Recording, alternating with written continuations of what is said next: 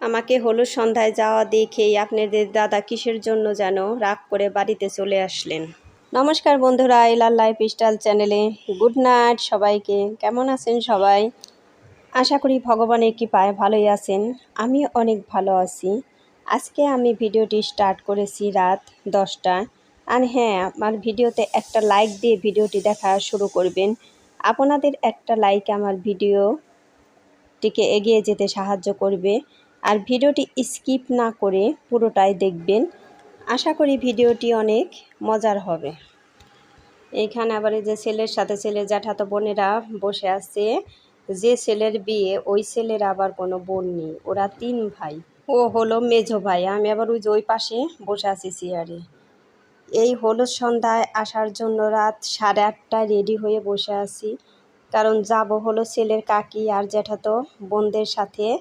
ওনাদের আবার আগে বলে এসেছিলাম যে যাওয়ার সময় আমাকে ডাক দিয়ে যায়েন। ওই দেখেন ওরা সবাই ওই যে ফল টল নিয়ে রেডি হয়ে ওই আসছে। ওই যে ছেলেকে নিয়ে আসছে, ছেলের বোনের জামাই, জ্যাঠাতো ভাই, কাকাতো ভাই, বন্ধুরা সবাই এই যে মিলে নিয়ে আসছে। আর এই যে এইজন হলো ওর ছেলের বড় ভাই বোন। তো সবাই নিয়ে আসছে। আর এই হলুদ সন্ধ্যাটা হলো আমি প্রথম দেখলাম, এই জন্য আসার জন্য এত অস্থির হয়েছিলাম, কারণ এই সবই আবার আমাদের কপালি সম্প্রদায় হয় না। এই হলুদ সন্ধ্যায় অনুষ্ঠানে আবার ওই যে একজন টিকটকার আনছে, ওই নাচতেছে। আমি ওই যে বলে এসেছিলাম যে ডাক দিন আমাকে। এই কথা বলার পর ওনারা তো খুবই খুশি হলো যে আপনি যাইবেন আমাদের সাথে, তাহলে আপনি রেডি হয়ে থাকেন, আমরা ও রেডি হয়ে নেই, তারপর কলিং বেল দেওয়ার সাথে সাথেই অমনে চলে আসবেন। এরপর 9:30 বেজে যায়, তাও ডাক দেয় না। তারপর আপনাদের দাদা শুধু বলতেছে আজকে আর তোমার যাওয়া হবে না। আমি বললাম আর একটু দেখি, তারপর কাপড় খুলে ম্যাক্সিটা পরে নিব। এ কথা বলতে বলতেই দেখি ছেলের জ্যাঠাতো বোন এসে ডাক দিল যে কাকি তাড়াতাড়ি আসেন। আমি বললাম এত দেরি কেন? ও বলে যে এই যে সাজুগুজু একজনের হয় আরেকজনের হয় না, এই করতে করতেই দেরি হয়ে গিয়েছে। তারপর গেলাম, যাওয়ার পর আবার ওদের বাড়িতে 10 মিনিট দাঁড়িয়ে থেকে যায়, দেখি আবার একজনের হয়ে সারে নাই। এই জন্য 10 মিনিটে দাঁড়িয়ে থাইকে তারপরে আবার গেলাম। ওই বাড়ি যায় দেখি সব চেয়ার বুকিং হয়ে গিয়েছে, বসার জায়গা নাই। কারণ এই যে টিকটকার আসবে এই সব শুনে আরও লোকজন বেশি হয়েছে। তারপর যাওয়ার পরে তো ছেলের মায় খুবই আদর যে আসছো, ভালো হয়েছে অনেক। তারপরে মানে চেয়ার ছিল না, অন্য একজনরে দিয়ে চেয়ার আনিয়ে তারপর আমাকে বসতে দিল যে এই চেয়ারে বসো। তারপরে বসলাম। তারপরে উনি আমাকে বলতেছে কালকে কিন্তু বরের সাথে যেতে হবে। আমি বললাম যাওয়া হবে না। তারপর উনি বলল কেন? আমি যদি আমার দেবরকেও যেতে বলি তাহলে দুইজনেই যাইবা, ঘরে ভালো করে তালা দিয়ে। আমি বললাম বাড়িতে আর কেউ নাই, যাওয়া হবে না। আর এই যে এই ছেলেটি অনেক ডায়লগ দিচ্ছে, ডিপ জলের ডায়লগ, আরও অনেক অনেক কিছুই বলতেছে। এই জন্য সবাই হাইসা মানে কুটপাট একদম। আর এই যে দেখেন সব ছেলেরা, এবারে সব ছেলেরা নাতিপুতি বাস্তা টাস্তারা সবাই কিন্তু এক কালারের পাঞ্জাবি পরছে, ওই যে টিয়া কালার। সবাইকে কিন্তু অনেক সুন্দর দেখা যাচ্ছে। আর আমরা বেশি অত আসি না, যাইটাই না, এই জন্য মানে একদিন গেলে পারেই আদর যত্নটা একটু বেশি করে। বাড়ি 3-4 বাড়ি পরেই এই বাড়িটা, তারপরে অত যাওয়া হয় না। ওই দেখেন সবাই সেজে গুজে বসে আছে, সবাইকে কিন্তু খুব সুন্দর লাগছে।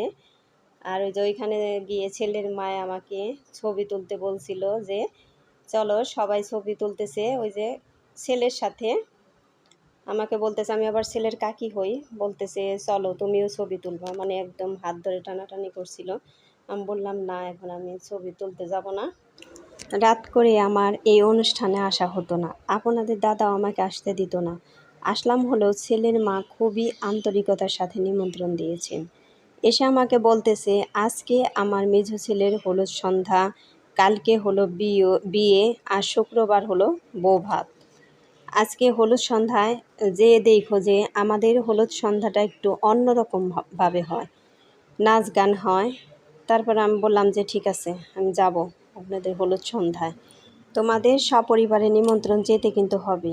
আর তোমরা বড় ছেলের বিয়েতেও যাও নাই। আমি বললাম বড় ছেলের বিয়েতে আমরা বাড়িতে ছিলাম না, গাজীপুরে ছিলাম, এই জন্য যেতে পারিনি। গল্প করতে করতে আমি একটা কথা বলতে ভুলেই গিয়েছি। বন্ধুরা যে যেখানেই থাকেন সেখান থেকেই কষ্ট করে আমার ভিডিওটা দেখে নেবেন, আর একটা ছোট্ট করে একটা কমেন্ট করে জানাবেন।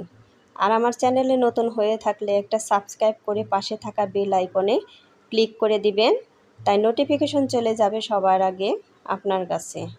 আর পুরনো বন্ধুদের জন্য রইল অসংখ্য অসংখ্য ধন্যবাদ। আমি 2 দিন যাবৎ কোনো ভিডিওই ছাড়তে পারিনি, এই জন্য আমার মনটা খুবই খারাপ ছিল। আমার ভিডিওগুলোতে সমস্যা হয়েছিল, কোনো ভিডিওই চলছিল না। কাইনমাস্টার দিয়ে যে ভিডিওগুলো এডিট করি ওখানেও আমার একটা ভিডিও যায়নি। তখন তো আমার মন খুবই খারাপ, শুধু কান্নাই করিনি। আর আপনাদের দাদা শুধু আমাকে সাহস দিয়েছে, তুমি ভেঙে পড়ো না, ভালো কিছু আসার আগে খারাপ কিছু দেখা যায়। এরপর তুমি যে ভিডিওই ছাড়বে তোমার সাবস্ক্রাইবার আর ভিউজ দেখবে অনেক হবে। আমার অনেক ভালো ভালো ভিডিও করা ছিল, বর্দার বর্দির ম্যারিডের রান্নার ভিডিও। ওই ভিডিওগুলো আমার মেয়ে করেছিল, এই জন্য আমার আরও খারাপ লেগেছিল। সব ভিডিওই নষ্ট হয়ে গিয়েছে। আপনাদের দাদা শুধু আমাকে বলতেছে তুমি এখন নতুন করে ভালো ভালো ভিডিও করো, দেখবে সব ভিডিওই চলবে। একদিন ভিডিও না ছাড়লেই দেখা যায় পরের ভিডিওতে ভিউজ কম আসে, আর সাবস্ক্রাইব তো আসেই না। এই যে আমার 88টা সাবস্ক্রাইবার যে হয়েছে অনেক কষ্ট করে। নতুন চ্যানেল যাদের তারা তো সবাই বুঝতে পারেন একটা ভিডিওতে সাবস্ক্রাইব আনা কত কষ্ট, কত ভালো করতে হয়।